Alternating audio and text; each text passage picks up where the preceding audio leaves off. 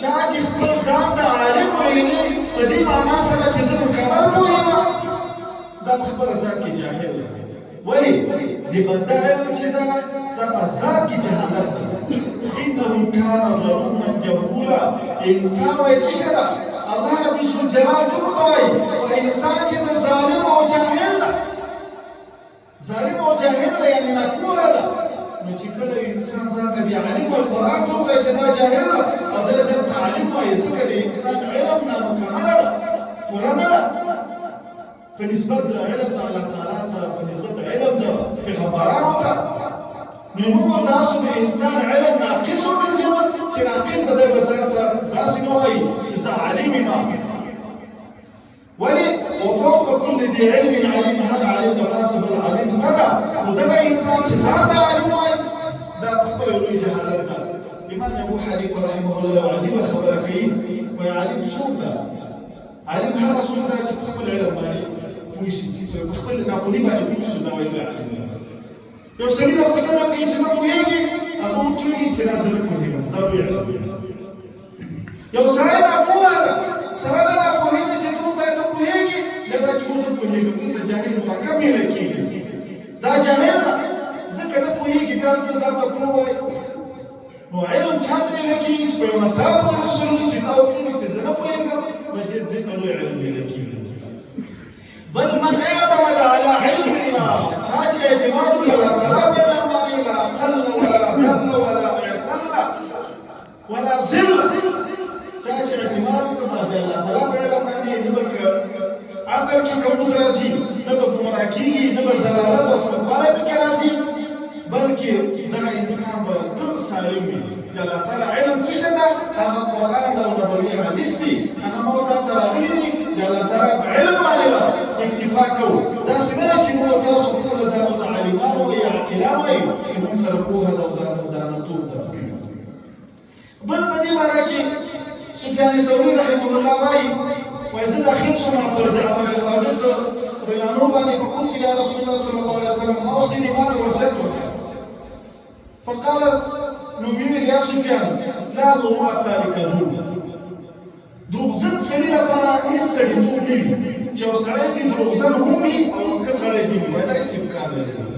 دروغجن سړي ته هېڅکله خلک لوی حیثیت نه لري، لوی مقام نه لري. لکه موږ تاسو ووایه دا ښه سړی نه ده، ښه سړیتوب په دروغجن انسان کې نشته ده.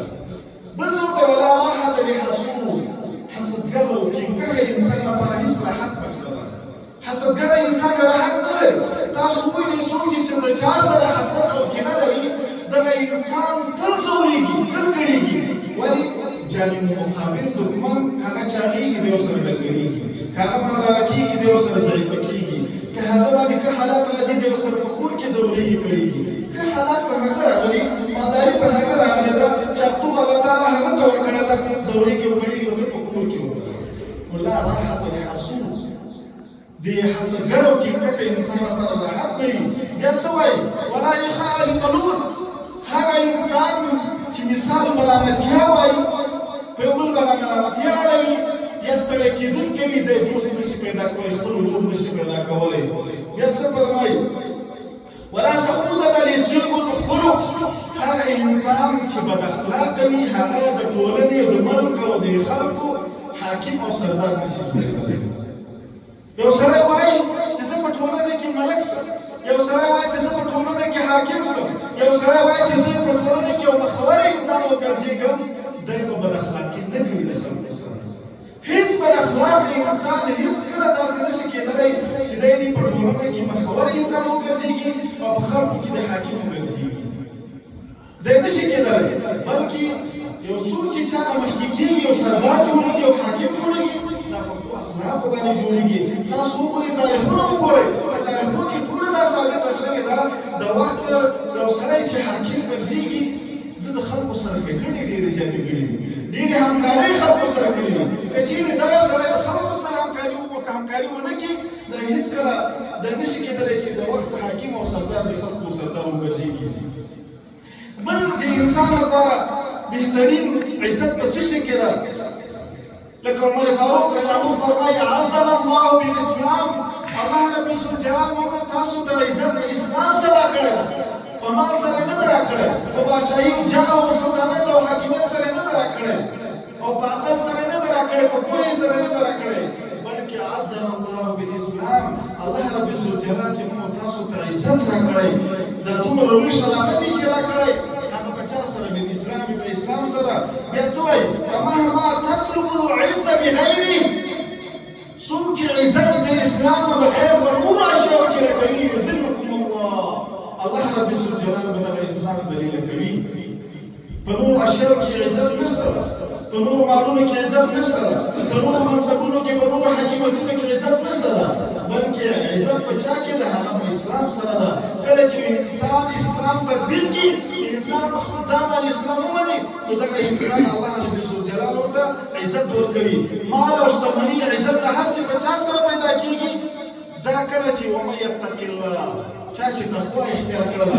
چا چې د الله رب الجلال لاره اختیار کړله نو دغه انسان مشتمل کېږي لکه روایت کې راځي یا رسول الله صلی الله علیه وسلم اريد ان يوسع في رزقي یا رسول الله صلی الله علیه وسلم زه اراده لرم چې زما په رزق کې پر اخر راسي زه به څه رقم مالدار شم مشتمل شم نو رسول الله صلی الله علیه وسلم ورته ویلي قدم على الطهارة يوسع عليك رزقك همیشه په پاکوالي په طهارت او په اوداسه سره ګرځه الله رب الجلال بیت رزق او روزي پراخه ورزيږي بیا پوښتنه وکړه یا رسول الله صلی الله علیه وسلم اريد ان اكون اعز الناس زه اراده لرم چې په خلکو کې یو مخور او عزتمن انسان وګرځېږم دا به څنګه عزتمن شم نو رسول الله صلی الله علیه وسلم ورته وایي لا تشكي من امرك شيئا الى الخلق تكون اكرم الناس ته د خپل زړه خبره د خپل زړه رازونه خلکو ته مه بیانوه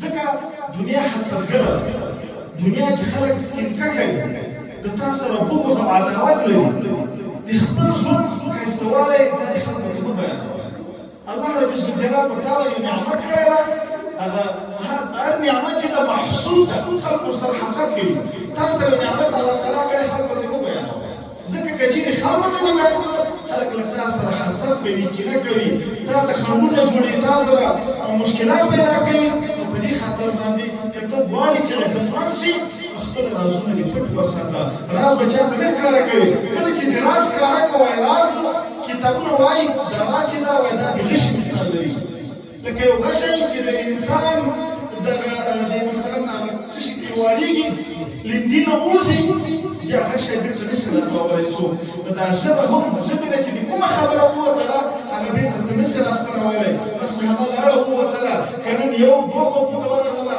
سبا څلورو ته ورځي پنځو ته ورځي همدا شانتې اوږدېږي خبره اوږدېږي تا ته وایم چاته مه وایه تا ته وایم چاته مه وایه بالاخره دا خبره ډېره اوږده شي نو خپل رازونه خپل شکایتونه خلکو ته مه بیانوه کله چې دې شکایتونه خلکو ته بیان کړل خلکو کې ته ډېر حقیر ښکاره کېږي که چېرې خپلې ښېګڼې دې ورته بیان کړلې خپل عزتونه نعمتونه دې بیان کړل نو تا سره خلک حسد کوي او که چېرې د ژوند نیمګړتیاوې دې ورته بیان کړلې خلکو کې ډېر حقیر او سپک ښکاره کېږي دا څومره سپک انسان ما څومره په درنه ورته کتل الله رب الجلال څه ښایسته کورنه ورکړې ده څه ښه اخلاق یې ورکړي دي او ته ته وګوره څومره قسمه قسمه خبرې کې دا شکایتونه ته وګوره نو دې سره انسان حقیر او سپک ښکاره کېږي بل وایي چې بیا پوښتنه وسوه یا رسول الله صلی الله علیه وسلم اريد ان اكون اقوى الناس زه اراده لرم چې قوي ترین او ښه یو قوت الله رب الجلال ما ته راکړي په خلکو کې دا څنګه پیدا کېږي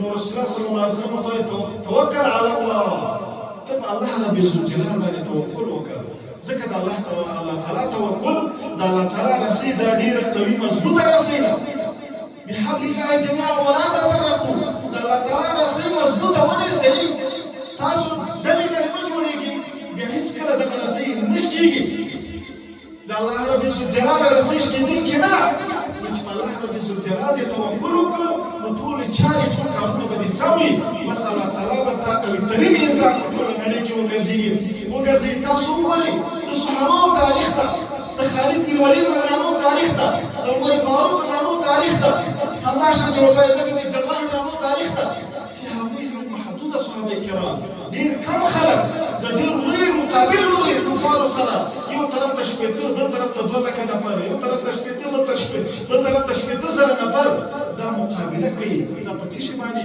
آیا وسلې لري آیا تجهیزات لري؟ آیا دومره قوي خلک دي، دومره زورور دي، دوی په مټو کې دومره زور ده؟ توکل علی الله، دوی توکل په الله تعالی باندې لري. محض توکل کله چې انسان کې پیدا شي دغه بهترین انسان ګرځېږي. بل پوښتنه کې یا رسول الله صلی الله علیه وسلم اريد ان اكون اعلم الناس، زه غواړم چې اعلم د خلکو وګرځېږم، بهترین عالم د خلکو کې او پوه انسان وګرځېږم. نو رسول الله صلی الله علیه وسلم فرمایي اتق الله، د الله تعالی نه وویریږه. چې هر چېرته وي د الله تعالی نه ویره اختیار کړه نو تكون اعلم الناس، ته به عالم د خلکو وي. کله چې انسان د الله تعالی نه ویره لري دغه انسان یو لوی عالم، یو انسان د الله تعالی نه ویره نه لري نو لوی جاهل. تاسو ګورئ شیطان څومره علم لري، خو د الله تعالی نه ویره نه درلودله، دې ته ابلیس لعین جاهل ویلی کېږي. هغه د څومره رټل کېږي، شیطان رجیم ورته ویلی کېږي، رټل سوی. او کوم انسان چې د الله تعالی نه ویره لري نو دا ډېر پوه انسان، اکیس الناس ده، دانا او پوه انسان خلکو کې همدغه دی چې هغه د الله تعالی نه ویره لري. نو عزتمندو عزت دې موږ تاسو په چا سره ده؟ عزنا الله بالاسلام، الله تعالی عزت موږ تاسو په اسلام باندې راکړی. نو د دنیا حقیقت ما تاسو ته ویلي چې د دنیا حقیقت څه شی ده؟ د دنیا د کامیابۍ راز په څه کې ده؟ چې کامیابي مو ته په څه کې حاصلوو؟ هغه په تقوا کې ده، د الله تعالی په لار کې ده، په قرآن کې ده، په شریعت کې ده، په اسلام کې ده. د څومره نورې لارې، څومره نور ادیان، څومره باطل دینونه چې موږ تاسو وینو، هغه موږ تاسو ته ګټه نشي راکولی. هغه د ما ته د ژوند لپاره نه دي جوړ شوي. هغې کې یو اړخ سم ده، نو 9 نوي اړخونه یې باطل دي. دغه اسلام چې ما ته راغلی هغه سالم دین ده، هغه په داسې شکل باندې راغلی چې د ما ته د ژوند ټولې چارې پکې کړل شوي دي. اليوم اكملت لكم دينكم واتممت عليكم نعمتي ورضيت لكم الاسلام دينا. دین نن مکمل ګرځېدلی ده، دین اسلام مکمل ده. کله چې اسلام او دین مکمل وګرځېده موږ بل چا ته ضرورت نه لرو، نور ادیانو ته ضرورت نه لرو، نور مثلا کوم ګوندونه چې دي هغوی نور شي ته موږ ضرورت نه لرو. نه ډیموکراسۍ ته ضرورت لرو، نه ډیموکراسۍ ته، نه سیکولریزم ته ضرورت لرو، نه نورو فکرونو ته ضرورت لرو، بلکې د موږ تاسو لپاره همدغه اسلام ده، همدغه شریعت ده، همدغه اسلامي خلافت ده. دغه باندې به منګولې لګوو، همدې سره به ودرېږو. ځکه که چېرې همدغه اسلامي دولت نه وي، اسلامي نظام نه وي، د ما ته د سر سوری نه لرو. چې کله د سر سوری ولرو د ما ته د ژوند بقا ناسمه ده. د ژوند بقا دې چې ناسمه وه ما ته په ټولنه کې ژوند نسو کولی. چور به وي، چپاول به وي، خیانت به وي، درغلي به وي، یو بل باندې به ظلم او ستم وي. کله چې د سر سوری دي لکه په کور کې چې یو مشر لري، هغه مشر چې پلار وي، هغه پلار چې هغه یو پوه دانا وي، هوښیار وي، هغه د ژوند ټولې چارې درته سموي، برابرې کوي. نو کله چې هغه د ژوند چارې نه برابروي، د ملک چارې هم دا به په چا باندې وي، یو حاکم نظام به وي، اسلامي نظام به وي. نو دا ما تا لپاره لویه سرمایه ده او لویه ګټه به وي. اسلام به ولو که هر څوک وي، اسلام ته به غاړه ږدو ولو که د هر چا وي. داسې نه چې پلانکی منم پلانکی نه منم، دا موضوع به نه وي. خو د اسلام اواز چې د چا د خولې نه راپورته کېده، په صحیح معنا سره راپورته کېده، مکمل اسلام و، دغه خلک به دوی ته به غاړه ږدو، نو دوی به اطاعت کوو، ځکه دغه اطاعت به ما ته باندې بیا واجب او دا لازم ګرځېږي. نو عزتمندو الله تعالی چې موږ تاسو ته عزت راکړی هغه په اسلام سره راکړی ده. چې نن نړۍ موږ ته ګوتو په غاښ ده، هغه په اسلام باندې راکړی ده، هغه په توکل باندې راکړی ده، هغه د یو څو سرښندونکي مجاهدینو برکت ده. نړۍ ته وګوره، هر څه ورسره شته ده، هر څه مجهز دي.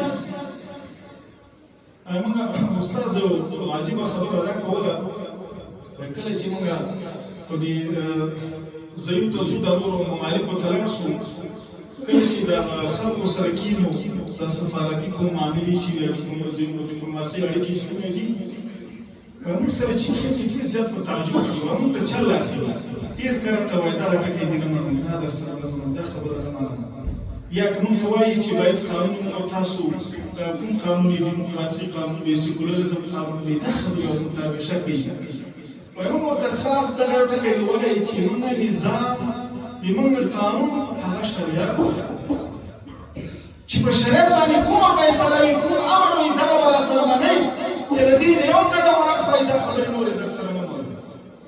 وایي موږ ته وایي چې په شریعت خو دا اوسني چارې خو یو شان نشته ده موږ ورته چې موږ درته تدبیر پیدا کړو موږ درته قانون پیدا کړو موږ درته ماده پیدا کړو موږ درته حکم پیدا کړو دا هر څه موږ سره شته شریعت خو نیمګړی نه ده وایي نه دا مسله او دغه موضوعګانې دا خو نوي تنازلات دي نوي موضوعګانې دي دا کله په شریعت کې شته ده موږ ورته ټول هر څه وکړي چې دغه اسلام او دا شریعت دغه تدبیر دغه احکام دي په هغه وروسته بیا په ډېرو جنجالو باندې موږ سره مني او دا به منل کېږي ولې اسلام انسان ته عزت ورکوي ولو که یو خړ تاریخ ولو که یو خړ انسان وي لکه خالد بن ولید راوړي چې د 2 لکه لښکر په منځ کې همداشان کې روان و ډاډه ورغی یو طرف ته لښکر بل طرف ته لښکر ولاړ دی یک تنها دی ورغی خو بیا هم خپل اسلام او خپل دین کې ومنه خپل قانون او خپل شریعت کې ومنه عزتمندو انسان د کامیابی راز هغه په اسلام کې ده په نور څه کې نه لیدل کېږي وما علی الا البلاغ واخر دعوانا الحمد